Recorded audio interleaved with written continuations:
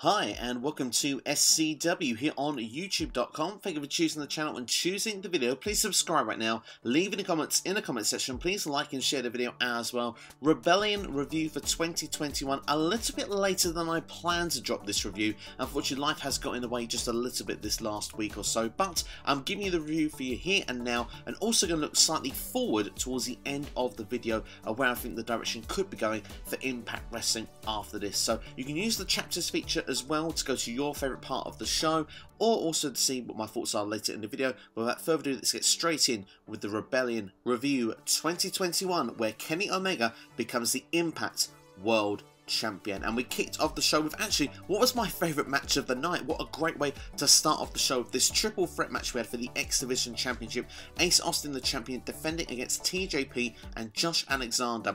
And let me just say, the transitions between moves, the counter holds between all three of these guys was absolutely fantastic. So smooth, so slick. Honestly, it was really fantastic to watch. If you need to go and watch a match, go and watch this match immediately off the back from Rebellion. Was fantastic. There was a couple of really cool spots in the match as well. There was a superplex with a Russian leg sweep from the second rope of the ring. That was fantastic and involved all three superstars. And I love as well the chain of submission holds as well, with like the ankle lock use from Josh Alexander as well. Absolutely superb. Some real fun spots in this match. But as we go towards the finish, all the finishers get broken up, and that's really fun as well, because you sit and think to yourself, well, hang on, I think someone's going to win the match, and you kind of get that near fall experience, really on the edge of your seat stuff. TJP was the last to hit his finishing move, but it was pulled off by Madman Fulton at the time. Was pulled outside of the ring.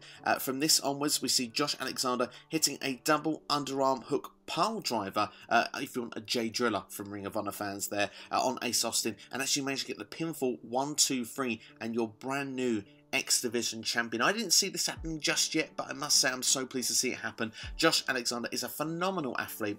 To be honest, all three of these are fantastic, to be honest, and I'm looking forward, hopefully, to seeing a rematch with Josh Alexander and Ace Austin further down the line. I think that makes the most storyline narrative going forward, but there has been a few mentions during this match that Ace Austin had his eye on the World Championship, so could Ace Austin be looking further up the card? Maybe he's not going to be in the X Division for much longer. The second match of the night was an 8-man tag team match, Violent by Design, taking on your favourite babyfaces in Impact, Eddie Edwards, Willie Mack, James Storm and Chris Sabin. Now there was a bit of breaking news from this. Eric Young was not involved in the match.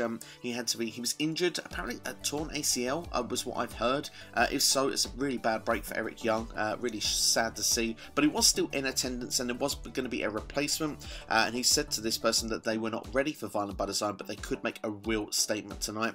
That person ended up being W. Morrissey, which of course is known better to wrestling fans as Big Cass, making himself here. And I must admit, the guy looked jacked, completely ripped, great look, with the black jeans rather than just having those sort of basic trunks as well. For someone his size, it suits a lot better. There was just pure intensity from him, and I love that Matt Striker said that he was bitter as well, and it really showed in the facials that you had from him as well. So Morrissey really did look like something special in this match, and he was made to look like the star, and he was the one that picked up the victory for the Heels as well, with a tilt to world the slam. It was a fun 8-man tag team match overall, but let's just say here, this was all about Morrissey. That's literally what the focus of this match was. We've got a new guy in, nearly 7 foot tall. He's potentially going to be a star, and what was interesting as well was he celebrated alone in the ring, while Violent by Design was celebrating with their arms raised in the entranceway. It does give the impression that Morrissey will not be with Violent by Design. He will be continuing on his own, and this generally feels very exciting. I feel we got a new main event player that could be coming in here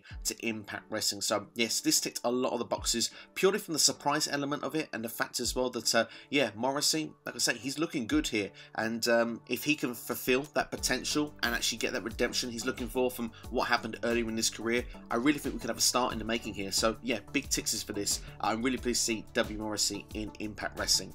Next was Brian Myers and Matt Cardona.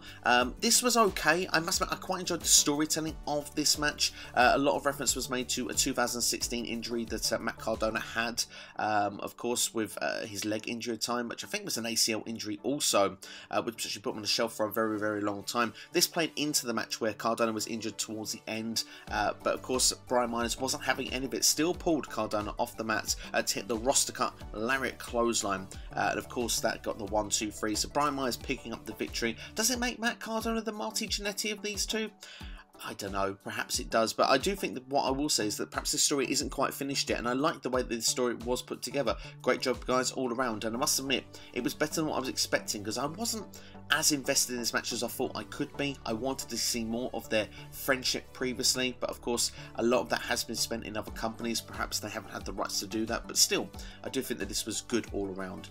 Tony Khan was backstage, and he was bringing Audrey Edwards in for the main event.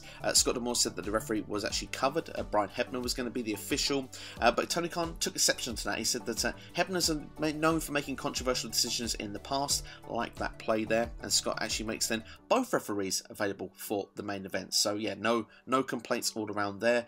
Interesting. I like the way it was tactically done. We had Fire and Flavor against Jordynne Grace and Rachel Ellering, who had Jazz with them by the corner. I did have this wonder halfway through the match if Jazz was going to turn on the baby faces to keep Fire and Flavor with the championships, but that didn't play out at all. We did get new champions as expected.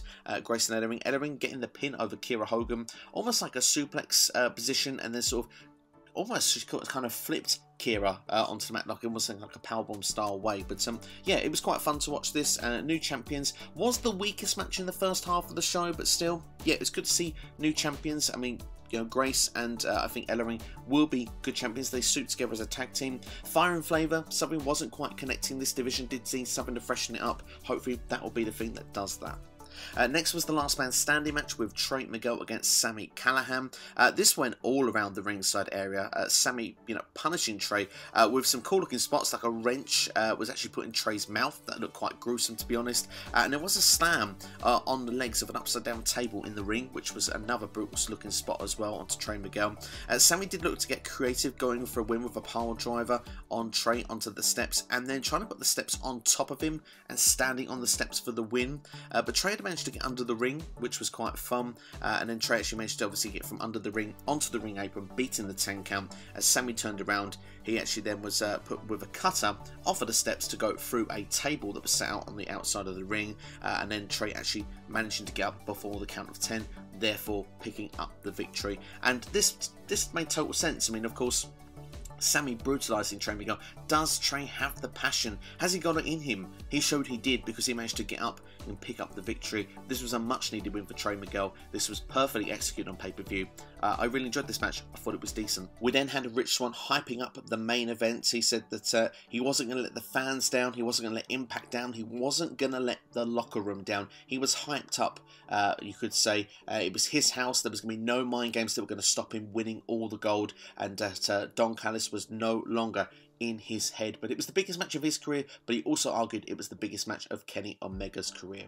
We had FinJuice retain the tag team championships over the Good Brothers, which I must admit I was very surprised by. I did think the Good Brothers were going to win the belts back here, but hopefully it means FinJuice will be around longer in Impact Wrestling, not going to be continually going off to New Japan and only seeing these championships once every pay-per-view. If you want, I want to see FinJuice more often used on Thursday nights, where they actually own the nights, you could say. But Imagine Killer was reversed. Of course, David Finlay actually knocking Carl Anderson out of the ring, and then a small package from Juice over Doc for the victory. So yeah, big surprise for me, but FinJuice retaining those championships.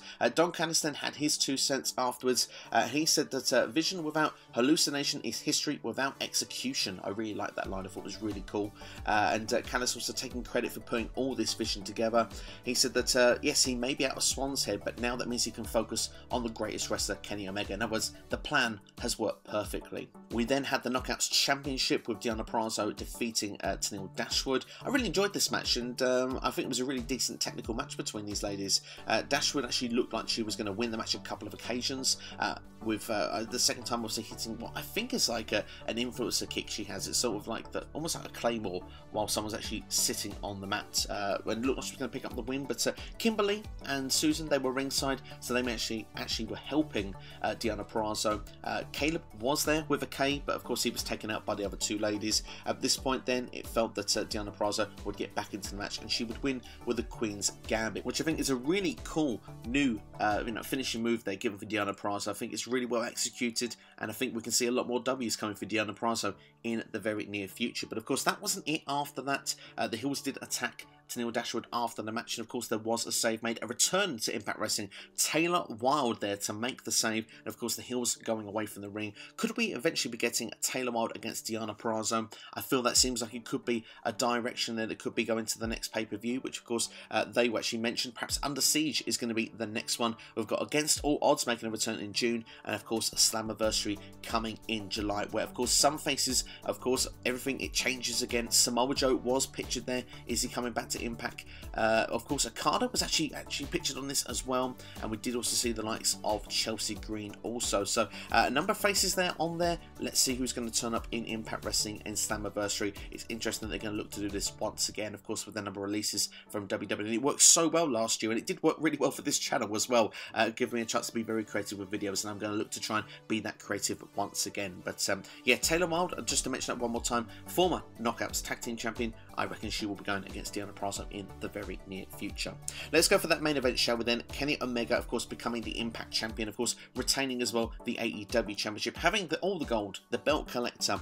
And this match was felt more important with Mauro Ranallo on commentary. He was just simply amazing. Just leave it at that. Mauro just always is perfect to what he does in commentary, and it really did get me more hyped for this match. Both wrestlers had entourages with them to the ring as well. Of course, we did see the likes, you know, with Don Callis and the Good Brothers with Kenny Omega. We saw Eddie Edwards and Willie Mack with Rich Swann there. We did see Tony Khan as well, with Tony Schiavone and Jerry Lynn actually sitting in the crowd also. And of course we had the two referees, Brian Hebner, and we also had Audrey Edwards as almost like the enforcer outside the ring. She would come in if and when necessary, and that did play into some of the storyline into the match as well, because we did see a ref bump where Brian Hebner was pushed almost into Rich Swann's cutter. This led to Audrey Edwards actually becoming a referee in the match, and a question mark then, was it all going to be pro AEW? Was everyone in AEW going to be heel on this, or was it going to be a babyface move? Or Kenny Omega was going to use a steel chair? Audrey Edwards was having none of it. She pulled the chair away and said, no, I'm not having that. And then obviously that was it. She went out of the match, and Brian Hebner making a very quick recovery to get back into the match. But as Kenny looked to take more control, he started doing loads of unprotected V triggers. We got a lot of, you know, really good looking camera shots towards the backstage area. We see Scott D'Amore looking very concerned that his championship could be leaving his show and going to Kenny Omega. Again, goes back into videos I've done before about this. I wish more had been made about this. Impact can't lose their championship to AEW, and I wish AEW had done the same on their show. I do think it would have heightened this up even further, and what would have turned a good match into a great match. But still, I did think this was a very nice touch included. But after all those exposed V triggers, we got the one-winged angel, and yes, Kenny Omega did win all the gold. He did win the Impact Championship, and great once again for Mauro Ranallo. You can't spell Omega without OMG, which I absolutely loved. That was a great closing line to end off the show. So to give a review of this out of 10, I'm going to give this a solid 7.5 out of 10. I think this was a very good show. There were some really good matches throughout the show, like I said there, particularly the triple threat to kick off the night I thought was fantastic. I loved the surprise debut of W. Morrissey. This probably explains as well with Morrissey and Taylor Wilde why Rachel Ellering was given away ahead of time that she was going to be the mystery partner.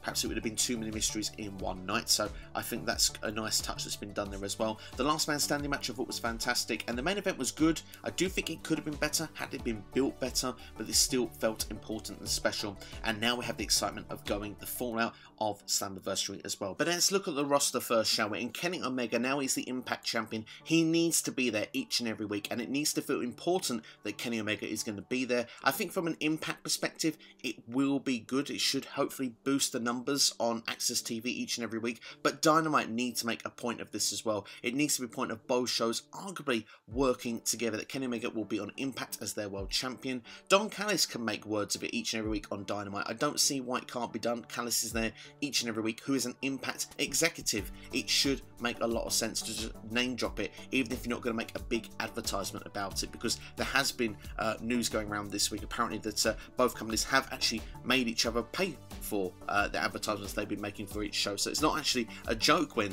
you know, Tony Khan was doing that each and every week. It was actually seriously, he was paying those ads that was going on. So maybe that probably encouraged some of the little bit of back and forth jest banter, if you want, that was going between the two companies. But I feel that needs to be done each and every week, and I mean, why not? Because Kenny Omega is the biggest star right now over these companies, and it could really benefit for both. I personally want to see some form of invasion angle. I think it would go down really well well if Impact can go over to AEW and try and attack and get their championship back. There needs to be some company warfare, company versus company here. That is the only way it makes sense to me going forward for this, because the forbidden door now, the door needs to be where it's knocked down, not just let in. I think that that's the best way to do it here with these two companies. Otherwise, I mean, arguably you could say this championship match was given away too soon. You could have dragged this out further, but it's been done now, so let's see what we can do with it, because Impact needs to do what they can do to get their championship back, whether that means going to Dynamite or whether it means building the right star up to get the championship back from Kenny Omega. That's for me what I would look at it, and I think Moose obviously is going to have some words to say with Rich Swann, because he's told Swann, you shouldn't let this down, you do not let the company down, don't let me down on it, you know, you're bringing that title here. He didn't do it, so let's see what happens. Is Moose going to be one to challenge? Morrissey, who's come in. This is a big bad dude. He looks like he would be someone that would be suited for that Impact main event scene eventually. Perhaps they're going to slow build him towards that sort of area. I can't see the heel versus heel with him and Omega, but I think as a long-term goal, that one could kind of work. Ace Austin seems to want to go for the championship as well.